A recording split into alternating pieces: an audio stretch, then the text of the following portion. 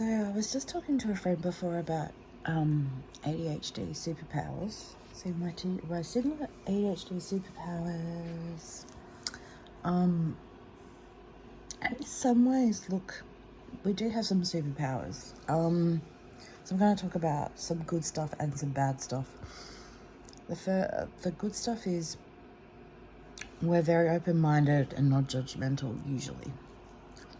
We take people how they are, you know. We don't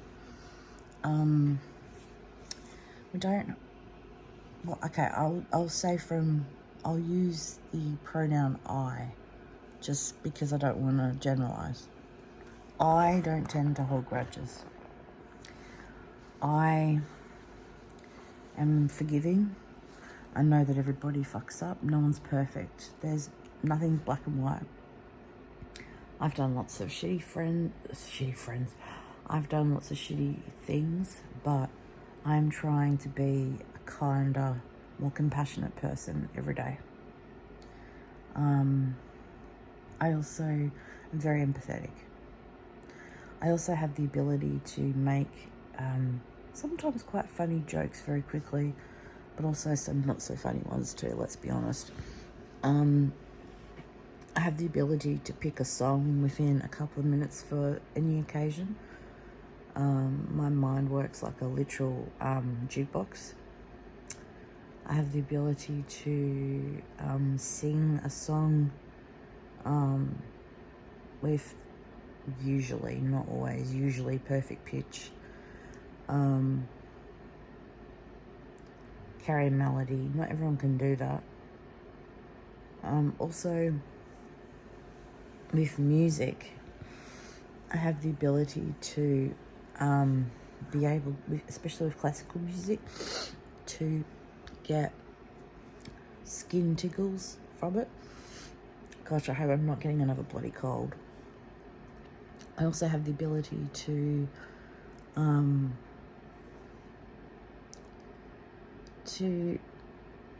think outside the box in a really creative way, where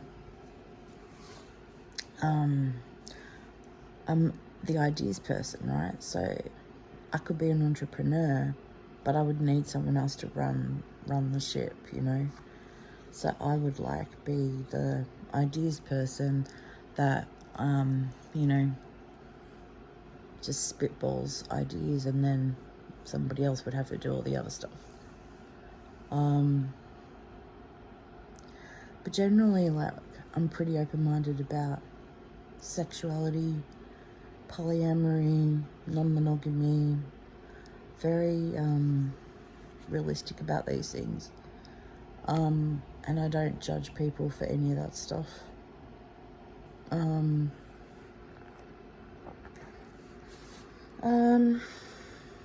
Some negatives.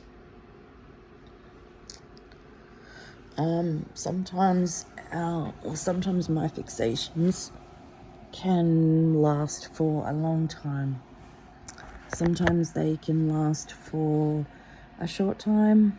It really depends what's going on in my life. But nothing can predict what those things will be. Another thing is revenge bedtime procrastination, which is what I'm going through right now.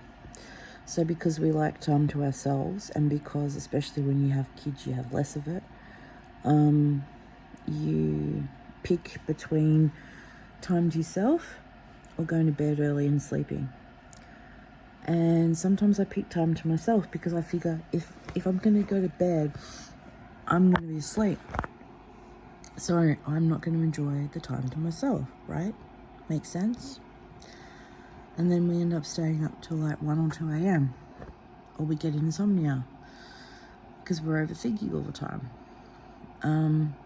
Another thing is that we find it really hard. Well, I find it really hard to move on from a situation without understanding what got me there. I find that really hard to deal with. Really, really fucking hard. But it's part of life. And so I feel quite defective that I struggle with that. Also, I struggle with being too forgiving, too kind. But, I mean, is that such a bad thing? I mean, we're all human, you know? I do think people need to have boundaries, but they need to be clearly established. Another thing is that people actually need to be very direct with us and actually tell us what their intentions are. Like, for example, say there's like a job and you are going to employ your friend with ADHD, and the friend with ADHD thinks that it might turn into a permanent opening, but you just assume, because a neurotypical person would read between the lines, you would just assume that that person's going to understand that's just a temporary job. So then they start working, and then when the time comes up for the contract to expire, they're expecting to stay, and you're like, but it was just a contract. So it's not always stuff like that, but often.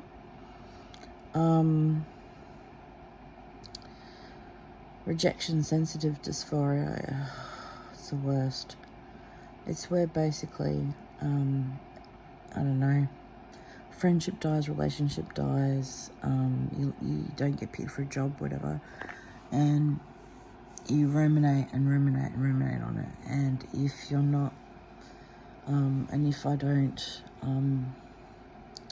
feel like I understand, it can literally drive me bonkers, and that really sucks.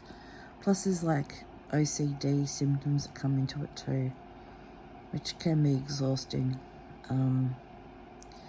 But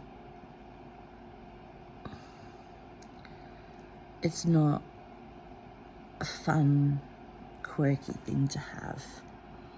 It's actually really fucking embarrassing and fucking debilitating at times, particularly when you go into paralysis from overwhelm. So yeah, in some ways I do have superpowers, but in lots of other ways I really do have super frustrating traits as well. And I feel like it's getting worse with age.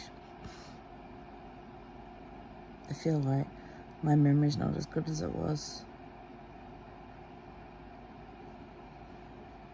Don't mean to be a Debbie Downer, but it's just me being candid.